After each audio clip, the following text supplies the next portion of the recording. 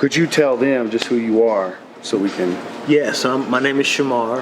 On social media, Shimar Keith says, or just Shimar Keith. I'm a pastor from Louisville, Kentucky, research analyst at Kentucky State University, shout out.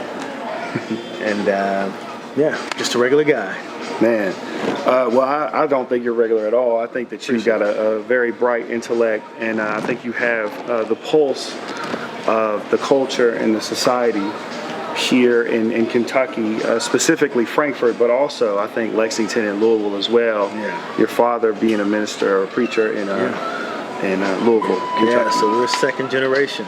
Wow. Yeah. That's big. So, of course, I wanted to talk to you today about the When They See Us documentary. I don't know. You still have not had a chance to see it. I've not seen the documentary. Now, I was alive when it was going on. Sure. I was a sophomore in high school. Yeah. So it really is one of those things that I saw and it just never left me my whole life. I've thought about it probably once a year at least, which is amazing because I never met those guys. But I just remember there always being questions about whether they were actually guilty. Right. And that just, I mean, that as a young guy, because they were around my age, maybe a little bit younger, but as a young guy, that did something to me. The fact that somebody could be convicted and there'd be questions, loud questions about whether they were guilty or innocent, just, I don't know, stay with me. So tell me a little bit about your background, because you're originally from New York, correct? You're born and raised? Born and raised in New York. Born and raised in the Bronx, and then my dad got a church, and so he got an assignment to start a new church, and so we moved to transplant the whole family from New York to Louisville, where he planted the church that he still pastors now. So Refugee, Kentucky is the name of the church. And so at the time that these events were taking place, I was a high school student in Louisville. Wow. Yeah. Identifying, I recognize the city. Everybody knows Central Park.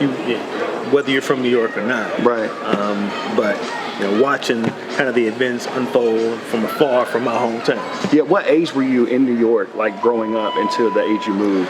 I was single digits, so he got the assignment pretty early. There were four. At the time there was three of us. Okay. My older brother, me, and then my younger brother. My younger sister came later, and so we were young, single digits, and then we moved. We got to spend, so it was a real treat to go back to New York. Okay. All of our relatives were there. Oh, wow. So we got to spend vacations and summer break there. So it was. Did you all get a chance to play? Did your dad ever take you guys to the park? Have you guys ever been through there? We have been by there. So, my grandmother lived in Brooklyn. Okay. Right. And so one summer I remember, we went to New York to stay with her for a couple of weeks, maybe longer. Maybe it might have been the whole summer, but it was a long time. It was great. And so she took us to all the tourist attractions. So, I remember New York with the World Trade Center. Oh, wow. The original. The original. So we went to the World Trade Center, went to the Statue of Liberty, went to the Empire State Building, went to I think it's called the Metropolitan Museum, which is very close to Central Park. But Central Park is just a park. Was there ever any caution or hey, don't go playing around there late at night, or was there any that kind of talk going around? Well, so no. So New York was a rough city back then. Sure. And in many regards, it's still a rough city. My dad grew up, when I did the math, after I saw American Gangster and did the math, I realized that my dad grew up in the era of Frank Lucas. Wow, that's crazy. Right? So it was never really a town to be trifled with. Mm-hmm. And so we always knew that you didn't go too many places at night. Mm. But y'all were young anyways. Right, we were young anyways. So you would never think to be in Central Park alone that late at night. Now, if you had friends, that was kind of a different conversation. Oh, okay. But you wouldn't, if you were wise, you wouldn't really think to be alone anywhere in New York late at night. Wow. you. So then fast forward, tell me about Louisville. You see the headlines come across the TV, and what's your initial reaction? Yeah, so, wonderment. A teenager, I'm watching the news, my hometown is on TV, and I remember, without knowing all the details, I remember there being speculation about guilt or innocence. Yeah. And I remember that the loudest voices that were speaking were pretty convinced that they were guilty. Okay. But thinking back, and I had to think about this for a while. Yeah. Right. I mean, the movie really triggered some memories. I remember there being some speculation because, as I said earlier, I thought about them at least once a year. Right. From the time that happened until I heard that they got out. Wow. And then even after that, thinking about just life after prison. I mean, you've been in prison innocently for years. And so, pastoral, right?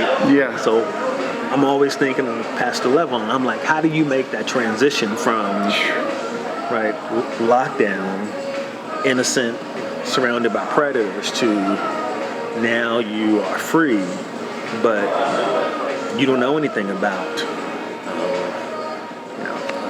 Sony and Sega. Yeah. Right. I mean, when they went in, it was Atari. Maybe a little bit beyond that, but not. Cell phones were big, so it was a whole different life. And so I really just think about what it's like to transition out of that environment and then into a different environment, and then being cast into kind of stardom, right? What that was like. So then another jump in time, you're in California. Yeah. And then that's when Reyes, who of course is the youth that admits to doing this in prison. Yeah. And you see that interview. Yeah, so let me go back again, right? So in the 80s, late 80s and 90s, people would tell their kids, if something happens, if you get in trouble, you go find a police officer. Right, so that was the general sentiment. Wow. And there was never a question about that. Yeah. Black, white, don't matter. Something happens, you go find a police officer. So I'm in California. I'm in my 20s at this point, and I'm working a job, and I'm off this day, or it's in the evening, something like that. So I'm watching one of those true crime shows. Yeah. And the guy is going over the case, right? The Central Park 5. He's going over the case, and then at the end, kind of as the last thing in the episode, they show Reyes. And for me, I don't know this guy's name. Yeah. It's just some guy who's not black, some Puerto Rican guy or white-looking guy talking about, I did it, and the reason why I never came forward was because I knew that those guys didn't do it. So I never dreamed in a million years they would be convicted. Wow. Right? And I'm like, wow. That's crazy. I'm sure that was like a breaking news type segment thing or whatever. You would have thought, but it was not. Wow. It was just, again, true crime story is just, one of the last few scenes in the episode, and then the guy says something like, the wheels of justice turn slow. Wow. And it goes off, that kind of thing. And they're still locked up at the time of this. They're still locked up. So this show comes on, and I might have been watching it in rerun. Yeah, right? yeah. I'm working at this point, so I enjoy the show, but it's not program viewing for me. So I might have been watching a rerun, and at whatever point that I saw it, it was years after that before they got out. So years go by, and now in the back of my mind, I'm like, but this guy just confessed. Yeah. How is this not a done deal? Right? How are they not free by the end of the month or the end of the night or the end of the week? I mean, at the very longest, at the end of the year. That was shocking to me as well. I mean, it took the confession to seal the deal for the 5. Yes. Because all the other evidence, of course, suggests that they didn't do it. Yes. So the only thing that got them in prison was their own voice. Yes. Well, a signed paper, coerced voice, but a voice. Right. That's correct. But you would think the same reverse effect. If somebody else says that they admit to it and they did it, let the other dudes out. Yeah, or at least do an investigation. Yeah. right? Time has moved on, so we can do DNA now, right? I mean, there's all kinds of things you can do. And if you had to guess what years is, like 95? oh, this is like maybe 95-ish, right? Wow. Mid 90s. I was in California from like 91 to 2000, so this is somewhere in the middle, right? And it was years after. And it was years after. Yeah, I think it was 2002. Yeah. I want to say Years after. late 2002 when they got out. And so then fast forward a little bit, and I hear an NPR interview, and I hear one of the guys talking. And if memory serves, because it's been a few years, but even then the interview was in prison. And so the interviewer is talking to them. And she's, talking about their case, and there's some speculation that you're innocent. And he's like, yeah, but nothing has happened. We're still here. We're still pleading our case. Wow. Nobody's really listening. That's crazy. Right. So years later, these guys are on NPR. Still, no movement. And then they get out, and then they decide to sue the state of New York. Yes. For damages and things. Yeah. And they get, I think they tried to sue for more. They tried to sue for like 150, 200 mil. Yeah. For the group, but I think they only ended up getting 41 mil for the group. And so now, there's the When They See Us documentary, but there's also the Oprah special, and they were on there. They're both on Netflix. Yeah. And the Oprah special, they're on there, and they get asked, does this money, does it make anything any better? And they're like, no. Yeah. And they said in some ways it makes it worse, because now that everybody thinks, when they see one of them, they say, oh, you got 41 million. No, that was split amongst the five. Yeah, the five and their attorneys. And their attorneys and fees and stuff. And taxes. And taxes. So this is, right, this wasn't robbery. They didn't get away. Right. And when I'm watching them on this interview, it's very clear that some of them have really, they have some issues. Yeah. And I mean, it's just, it's plain as day that they are struggling to still. Yeah. I mean, that was 2002. They were released. They're still in 2019 struggling to kind of ease back into society. And now this new documentary kind of makes everything fresh again. Yeah. I feel fresh and raw, I imagine. Right. Which is really part of the reason why I couldn't watch it. I can't imagine living it. And so even seeing it through somebody else's eyes, right? It stuck with me just hearing about the case. Yeah. I couldn't imagine. That's crazy. So you had your own experience with the law. Yeah. So I'm in Louisville. This was probably before this happened. My older brother just got his driver's license. So he's not a permit anymore. He's got a full-fledged license. And we're out. It's raining. It's late at night. We're on the highway. And we're going somewhere.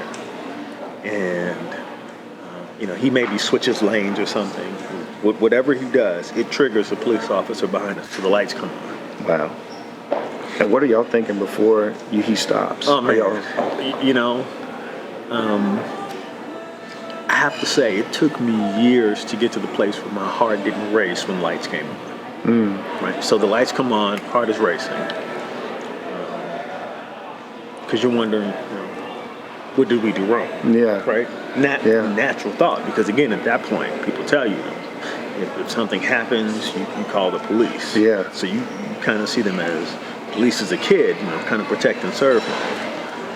My dad told me some stories later that shatter that image for me, but they kept us relatively innocent when we were kids. Sure. We lived good, innocent lives. And so we're on the highway, the lights come on, it's raining, the police pulls us over.